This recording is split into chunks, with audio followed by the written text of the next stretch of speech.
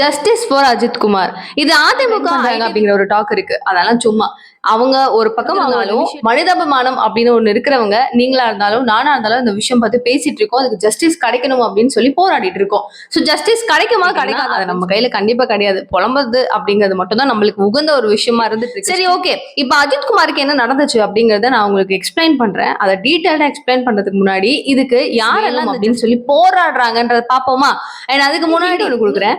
அதிமுக அவங்களுடைய ஆட்சி காலத்துல இருக்கும்போது சாத்தான் குளத்துல same issue Jayaraj and Bennix அப்படிங்கிற அப்பாவுக்கும் மகனுக்கும் நடக்குது. Same thing.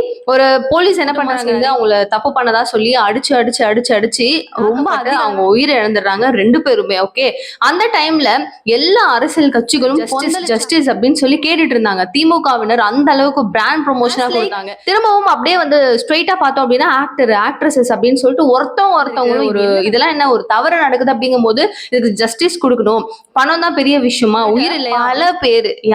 பல பேர் எல்லாரும் கேள்வி கேட்டாங்க. இன்னைக்கு யார் கேக்குறாங்க அப்படிங்கிற ஒரு ஷாக்கான ஒரு ஸ்டேட்மெண்டே இருக்குங்க. சரி ஓகே, இதை விட்டுருவோம். அண்ட் இப்போதைக்கு கூட்டணி கட்சியில இருக்கிற கம்யூனிஸ்ட் மட்டும் சிபிஐஎம் மட்டும் வந்து என்ன பண்றாங்க, கூட்டணி கட்சியா இருந்தாலும் ஏன் இந்த மாதிரி நடந்துச்சு, இதுக்கான ஒரு நீதி கிடைக்கணும் ஆகணும் அப்படிங்கறத அந்த கட்சி சொல்லியிருக்காங்க. சரி ஓகே, அதுக்கு அடுத்து தாண்டி ஒரு எதிர்கட்சி தரப்புல அதிமுக இன்னும் கொடுக்கலையேங்கிற ஒரு விரக்தி நம்மளுக்கு எல்லாம் இருக்கு. இதுல வந்து யார் யார் கேட்டிருக்காங்க அப்படின்னு பாத்தீங்கன்னா தாவேகாவுல நம்ம விஜய் அவர்கள் வந்து கேட்டிருக்காரு. ஒரு விஷயம் நடந்திருக்கு, இதுக்கு வந்து அரசாங்கம் என்ன பதில் சொல்ல போறீங்க அப்படிங்கிறது கேட்டிருந்தாங்க. அண்ட் நைனா நாகேந்திரன், அண்ணாமலை போன்ற கேக்குறாங்க. பட் அதிமுக இன்னும் ஸ்ட்ரெஸ் பண்ணுமே அப்படிங்கிற ஒரு குற்ற உணர்ச்சி அவங்களுக்கு இருக்கா இல்லையா? இதுவே திமுகவா இருந்தா அவங்க அப்போ யோசிச்சு பாருங்க எப்படி பண்ணாங்க. அதிமுக இப்ப என்னையா பண்றீங்க அப்படின்ற ஒரு கேள்வி சொல்லி இருக்கு. பிகாஸ் அவங்க வந்து எதிர்கட்சியா ஒரு பயங்கர பவர்ஃபுல் இருக்காங்க. நடக்கிற எல்லாத்தையும் நல்ல விஷயமா நடந்தாலுமே அது குளறுபடி பண்றதுதான் அவங்களுடைய வேலையாகவும் இருக்க வேண்டிய ஒரு சுச்சுவேஷன்ல. பட் இதுக்கு ஏன் மாதிரி தோணுது.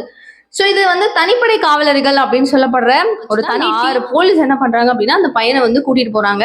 போகிற வழியில இது வந்து லாக்அப்ல எல்லாம் போடல அப்படின்னு சொல்லப்படுது. சோ போற வழியிலேயே அடிச்சிருக்காங்க. அவங்களுடைய தம்பியையும் பண்ணிருக்காங்க. இவங்களுக்கான ஒரு ஜஸ்டிஸ் என்ன நடக்கணும். அண்ட் வந்து முக்கியமான ஒரு விஷயம், பைப்பால் அடிச்சிருக்காங்க. தண்ணி கிடத்துக்கு மிளகா பொடியை கரைச்சு கொடுத்துதான் இந்த உயிர் போச்சுங்கிற மாதிரிலாம் சொல்றாங்க. ஒரு விஷயம் போதும் மனசு அப்படியே உழுக்குது.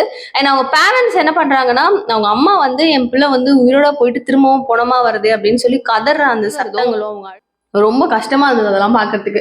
சோ திமுக மௌனம் காக்குறது ஏன் அப்படிங்கிறது பலரின் கேள்வி. என்ன நினைக்கிறீங்க இந்த விஷயம், நீங்க கேள்விப்படுறீங்க அதை கேக்குறீங்க அப்படிங்கும் போது உங்களுக்கு என்ன தோணுதுன்றத சொல்லுங்க. சோ இது வந்து டீடைல்டா எப்படி முடிஞ்சிச்சு இந்த விஷயம், எதனால இது ஸ்டார்ட் ஆச்சுங்கிறத நான் நெக்ஸ்ட் ஒரு வீடியோல கவர் பண்ணி லிங்க் கொடுக்குறேன் டிஸ்கிரிப்ஷன்ல. ஃபுல்லா அதுல பார்த்து தெரிஞ்சுக்கோங்க.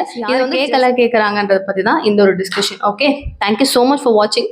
நிகழ்கால நிகழ்வுகள் ஒன்று நீங்க தெரிஞ்ச சேனலை சப்ஸ்கிரைப் பண்ணிக்கோங்க. தேங்க்யூ சோ மச் ஃபார் வாட்சிங் திஸ் வீடியோ. பை.